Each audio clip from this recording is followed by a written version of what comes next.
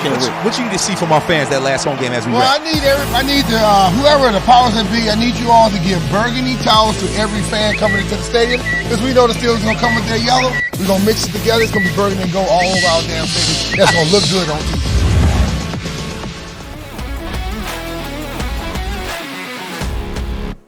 Well, it is about that time. Ladies and gentlemen, boys and girls, Burgundy Ballers, welcome back to another previews and predictions episode here on the Ballin Burgundy podcast. Yeah, myself, Andrew, Chris, fellas, what's going on? What's up? We got a big week ahead of us, facing a good team. It's going to be a big win because we're going to make it happen, but we got to make it happen first. So let's do it. Amen. What's up? What's up? What's up? Y'all, let's get into, before we get into things, don't forget to like and subscribe here on YouTube on the road to 500 subscribers. We hit the 400 subscriber mark last episode. Thanks to everyone who supported us on that episode. So get us to 500. We are 90 away. I want the Christmas present for the fellas to hit us to 500 at Christmas. That would be lovely. So hit the subscribe button. Instagram and TikTok at Ballin Burgundy Podcast. Twitter at BIB Podcast 22 because Twitter hates long usernames. But let's get into some preview stuff because there was a lot of news coming out of Tuesday and Wednesday and today. Let's go back to Tuesday. If you guys didn't watch last episode, first of all, what are you doing? Go watch last episode, or you can go watch the reel right up here above where my fingers hitting this TikTok button. You two predicted the trade beautifully. We officially acquired All-Pro, Pro Bowl, shutdown corner Marshon Lattimore in a 2025 fifth round pick for a third, a fourth, and a sixth round pick, which was really their pick from the whole John Ridgeway thing. So we have a cornerback one on this team. It doesn't mean he'll play Sunday because I think that's too soon of a turnaround to get him ready and adjusted. But yeah, Marshon Lattimore, officially number 23, is in the DMV. How we feel about it? Feeling great. I mean, yeah, he's the cornerback that me and Chris definitely wanted. I'm sure, John, you would want him, but you're also throwing Greg Newsome's name out there. Yeah, super talented player. I do have some stats that are not ready at the moment, but we should go over soon. He is a lockdown cornerback. Since 2021, he's been absolutely incredible. Yep. He's dealt with some injury stuff, but I'm confident that with proper training, he'll be able to stay healthy. And he's really going to help this team out because cornerback is the position that we needed to address the most, more than receiver, more than edge, more than any of the other positions. So he's really going to help us load up, and I feel like we can make a deep playoff run with his help.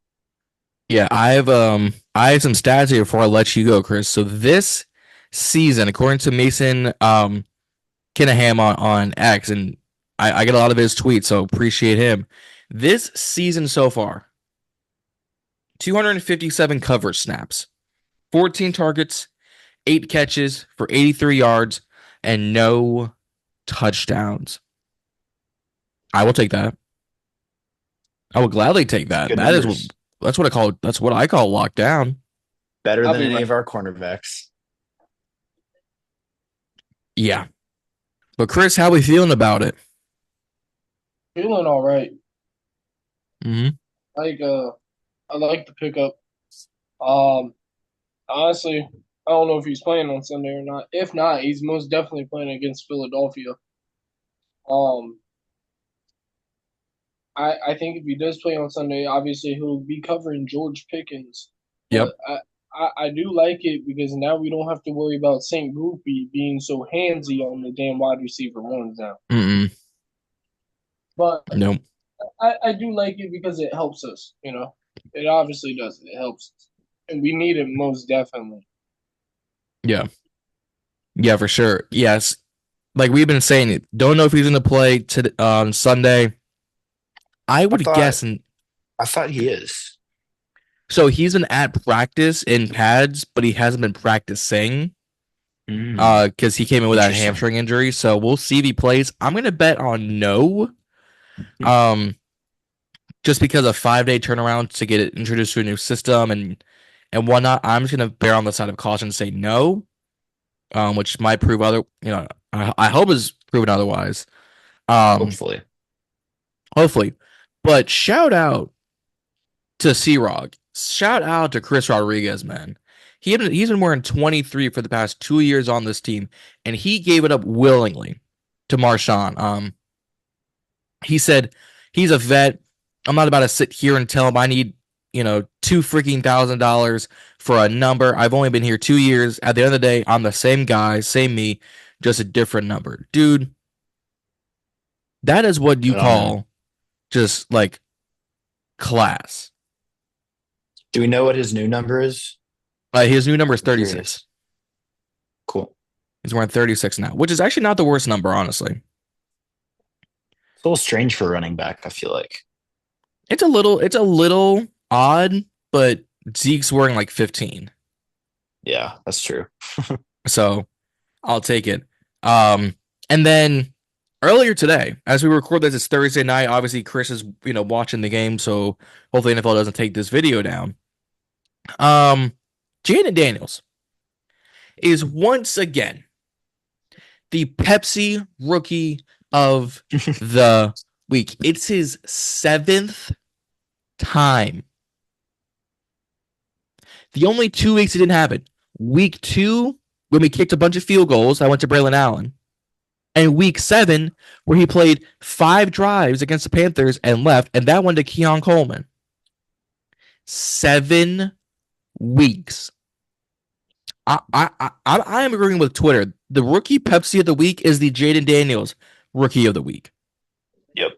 I think it'd be 8 times if he didn't get hurt in that Panthers game, because I can't imagine he would not have done as well as other weeks against the Panthers. But dude, honestly, I think he might win it at least 2 more times.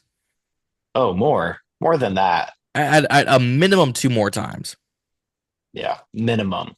Yeah, which would bring him to 9. If he wins this 10 times, he makes more history. I think the record was 7 in RG3's rookie year. He's broke that, and we're going into week 10. I'd honestly be surprised if he doesn't break 10. I feel like he's got that in him. It's the Jayden Daniels award. It is. It's the JD5 rookie of the week. We gotta put it down. If he wasn't a rookie, he'd be in the MVP conversation right now. He is still in the MVP conversation, my dude.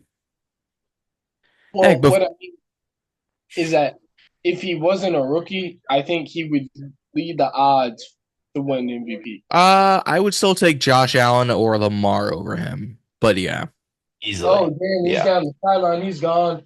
Yeah, Ravens just tied. I mean, when ESPN's Mike Greenberg is saying his MVP right now is Jayden Daniels, and saying he's completely changed the entire trajectory of an organization, he ain't wrong. Yeah, I mean, he is our most valuable player by far. Yeah, and he's one of the league's most valuable as well. So, Yep. Yeah. But let's finally get into what we have assembled here to talk about. 1 o'clock, Northwest Stadium, probably on CBS. Yeah, it is. The Russell Wilson led, TJ Watt led, Mike Tomlin led, Pittsburgh Steelers with their terrible towels come to the DMV to take on that Jayden Daniels, to take on Scary Terry McLaurin, to take on our tribal chief, no Roman Reigns, no Frankie Louvu, and the 7-2 Washington Commanders, who we're going to have our own version of a terrible towel. I'm calling it the Commander's Cloth. You can call it whatever you like. It's going to be a sea of burgundy and gold towels in the arena, and boy, howdy, am I ready. It's going to be a good game. Amen. The Steelers are 7-2 also, right? I do not believe they're 7-2. Let me look it up. Pittsburgh Steelers record.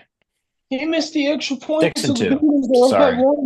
Yeah, they've already had their bye week. So yeah, but the Steelers are 6-2, but they are atop the AFC North right now. They're a just good missed team. the point. They're down by 1. It is what it is. But not only are we gonna have our own terrible towels, we're rocking the all burgundy bodysuit. We're rocking all burgundy. We're wearing the PJs. Yeah, we're wearing what Madden loves to put us in the most, the all burgundies. Why? Because Pittsburgh is wearing their black helmets, their white away jerseys, and their yellow pants. That's why. So, I mean, it is what it is. So we're rocking the all burgundy. But there is an interesting stat. Mike Tomlin. They are 13-4 after a bye week, and they've won 7 straight games after the bye week.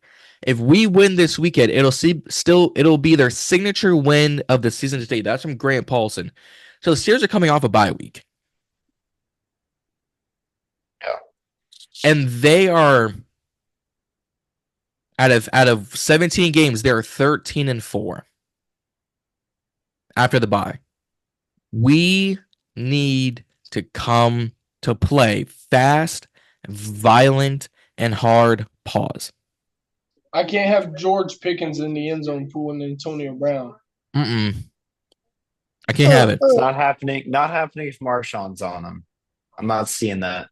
Yeah, facts. I do not need play. I do not need NFL young boy doing some AB dances in the end zone if you feel me. But there are some injury concerns on both sides. So on our side of the ball, Clelin Ferrell did not practice again today, being Thursday's practice. Neither did Marshon or Cornelius Lucas. Lucas with the ankle, so that should take some time. But Clelin Ferrell, I don't know if we need to put him on IR. I don't know if we needed him just to put him on the practice squad and let him redevelop. But he has not been fully healthy, I think, truly all season. Been battling injuries week to week. Yep. Lots of injury report appearances. Yeah, he's not been 100% yet. And I'd be curious to see what he's like at 100%. Because he's a talented player. He's got some good moves. He's made some great plays. But you're not going to be playing your best when you're not feeling 100%. So we've got to do something with the situation. Yeah. And then, guys like Dorrance Armstrong, Dante Fowler, Robinson, Seibert, Wiley, like they were all limited, mostly with hamstrings. But Biadash and Noah Iganagami are good to go. And then Terrell Edmonds, Cam Hayward, and Michael Pruitt did not practice on Thursday's practice. Edmonds with an illness. Hayward just had a rest day. But Michael Pruitt had a knee injury, but then Fields is good to go. Zach Frazier's good to go. Cordell Patterson's good to go. Ben Skoranek is good to go. So this Steelers squad is going to be pretty much on full strength. Yep. They have a talented roster, a lot of really good players. It's going to be a battle for sure. Yeah. Because I talked about it earlier, but Cam Hayward, one of the league's best defensive tackles in the league for the past decade. Minkah Fitzpatrick, one of the league's best safeties since leaving Arizona. Or the Dolphins. I think it's the Dolphins, actually. And then T.J. Watt. Andrew Wiley is getting bent over by him on Sunday. Man, let me tell you something about T.J. Watt. That man has had 2 Defensive Player of the Years robbed from him. Agreed. He should be a 3, if not 4-time DPOY by now. He will go in the Hall of Fame. No question. The moment he hangs up his cleats, a gold jacket will be waiting for him with JJ holding it open for him.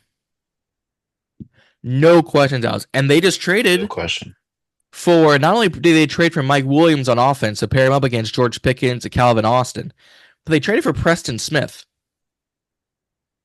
Another former Redskin, but made his name these past couple of years in Green Bay to pair him up with TJ and Alex Highsmith. This is going to be this and the Baltimore game are going to be the true tests of the season. I'm going to go with Andrew. What is the one thing our defense needs to do to help us control this game? I mean, honestly, it's all really going to come down to our DBs. That's sort of how it's been each week. They have a really good receiving squad. George Pickens is a great receiver. And I'm going to be honest, Mike Williams is still a very good receiver as well. He does not get the respect that he deserves. He's underrated, and he is a threat. He's right up there with Pickens, in my opinion. So if we don't have Lattimore ready, I'm pretty worried about that because they've also got a really good veteran quarterback throwing them the ball. It could end up being a problem for our defense. So I'm gonna leave it at that. Chris, what about you? What's the big thing defense needs to do to take care of this team? Containing Russell Wilson. Okay. It's got to be containing Russell Wilson because we've beaten Russell Wilson the last 2 times, but guess what? Obviously, we remember Denver. We saw what happened. We saw what happened when he was with Seattle. Mm-hmm. We got to contain him. We got to keep him. We actually have to get home and actually finish the job. Yeah. Because the Chicago game, they weren't able to do that. They weren't able to do that in Chicago, or against Chicago, I should say. Yeah. And they made Caleb Williams look like Russell Wilson. And Caleb Williams is no Russell Wilson because look what happened last week against Arizona. Ooh. I think we're gonna have to contain him. We gotta contain him. We gotta keep him in the pocket, and we gotta make him force the ball in the situations he doesn't want to throw it to. Yeah. And you have to finish the job and get home. Yeah. So, I agree. I agree. Doesn't miss. I agree. Clean up on the sack department. You've got to get him down. I want to see at least 3 or 4 sacks this coming game, and then turnovers. Outside of the Mike Sandwhistle interception at Baltimore, that's the only one this year. Yeah. We're going into week 10. Only one on the year. And Russ isn't the most, turnover prone quarterback out there. He's generally one of the better guys at keeping the ball out of harm's way. But if we can get him to force it to a Darnell Washington, get him to force it to a Cordero Patterson, we can get these turnovers and put them into points.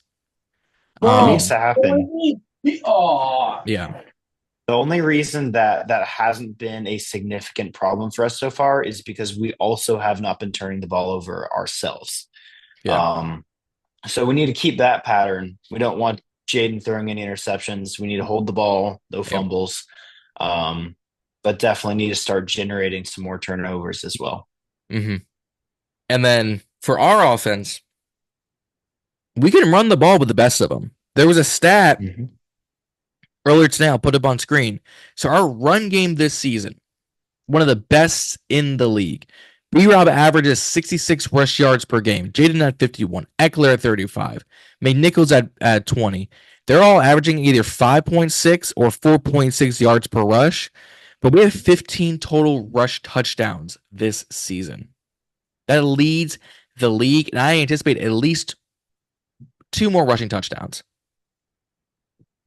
Yeah. It's a strong point of this offense, for sure. We don't have like one single running back, like a Derrick Henry, like a Saquon Barkley, who's getting all the snaps. We're spreading it out, and Jayden's also a rusher for us. He's getting a lot of the runs.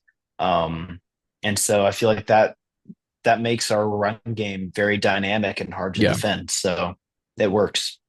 It works. We're a running back team by committee. Because pulling up stats wise, like B-Rap is leading the team with 461, but Jayden's right behind him at 459. Yeah. That's crazy. And B-Rob has 101 carries, mind you. 101 carries for 461 and 6 touchdowns. Jayden's at 82 for 459 and 4. Eckler's at 50 at 282 and 4 and 2. And McNichols has 183 or 34 carries for 183 and 3 touchdowns. And even Chris Rodriguez has 52 on the ground, and Mariota has 36 on the ground. Mm-hmm. Like we are rotating guys in, and it's smart. It keeps guys healthy. Yep. So It's a big part of it. And it's a great idea. I was technically wrong on the interception department. They're saying, they're saying, oh, that's right. So Forbes and Dante Fowler do have interceptions. I totally forgot about that. That is on me. I will. What was the myself. Forbes one? The Forbes one. Oh, this was. I remember it too. I think this was in the Carolina game. Oh yeah, it's coming back to me now. Yeah. Hold on, Chris. You're muted. Dante Fowler. Dante Fowler was the pick 6. Chris, Yeah. You're muted. The Forbes pick was the Forbes one was thrown right to him. yeah. It should not count as a pick. The man is some garbage. Yeah, well, it counts. So my bad. So we have 3 picks on the year, but still through 10 weeks we should have a few more. Agreed. A few more. But I think if Jayden could go for 270, maybe 2 touchdowns through the air, we run for 2 on the. If we can score at least 28, I think we can beat the Steelers. Mm-hmm. Yep. They'll be right up there. Because it's going to be close. Because looking at the Steelers' last few games, if it wants to give me the right thing, there we go. Their last few games. So Falcons was 18-10, Broncos 13-6, Chargers 20-10, Colts 27-14, Cowboys 20-17, Raiders 32, Jets 37, Giants 26. If you can get to 30 points, you pretty much you've beaten them. Raiders and Jets are bad teams, so are the Giants. So they've won the last 3 in a row, but if you can put up 30, you have the game locked. Yeah, for sure. And like Russ isn't putting the ball in harm's way. He's 3 touchdowns, no picks. Justin Fields is 5 and an interception. Najee's going to run the ball well. Jalen Warren's going to run the ball well. But we've got to cover Pickens. We've got to cover Freiermuth. We definitely need to cover Calvin Austin on special teams. That's going to be another key thing, is making the tackles on special teams and not letting Calvin Austin return it for a touchdown, because I think he has 2 this season. Mm-hmm. Wow. Yeah. So that's going to be a big thing going forward, is making sure you cut down some of these big plays. We love to give up a big play. We just got to keep cutting them down. But going on from that, we already know where we're going with this as we start to wrap things up. The meat and potatoes, the bread and butter when it's not mock draft season. Y'all already know it is, if I get the right utensil out, score predictions time. Chris, Mr. Optimism, I'm going to start it with you, my friend. Who are you picking and what is your score? 30-24. Damn. Steelers winning, right? No, us. The hell? 30-24. Okay, so you keep this relatively close. Yeah. I like that. Andrew, what are you thinking? I also think it's going to be. I'm going to come over there and slap the hell out of you. Hey, man. I think it's going to be really close. I think realistically, this game can go either way. They are a high-level playoff team, in my opinion. They've got a lot of talent. They've got a great defense and a great offense. Yeah. So I feel like we're going to squeak this one out. Okay. I'm going to say it's 27-24. Commanders win. Good boy. But I'm not going to be surprised if they're able to pull it off. Yeah. I can definitely see that. I too am going to go with our Commanders as we're all rocking some sort of cap and or jersey today. I like the 30. You both are going 24 to be your final. I'm going to go with something we love to do is finish games towards the end. I'm going to go 31-28. Ooh, I think we're going to give up at least a few touchdowns and a few field goals just because we generally can. But I think 31-28, Seabrook kicks a game winner with 2 seconds left on the clock, and they've already iced Seibert, so he's going to kick this for the win. That would bring us to 8-2. I like it. Which would be fantastic. So our Washington Commanders, we all have beating the Pittsburgh Steelers. Now, the other fun part is going to be listening to the reactions if we win, because whether it's urinating tree, whether it's the chiseled Adonis, shout out to him, friend of the show, whether it's my girlfriend, who are all Steelers fans, whether we win or lose, I'm going to hear it across social media. And when I see her next, she'll be like, "How could you beat us?" But if they beat us, it's going to be interesting times. For sure. Before we wrap things up, I just want to give prayers and love out to the Herbstreit family. Kirk Herbstreit and his family. They put down Ben earlier today, 10 years old, died really because of cancer, but they put Ben down.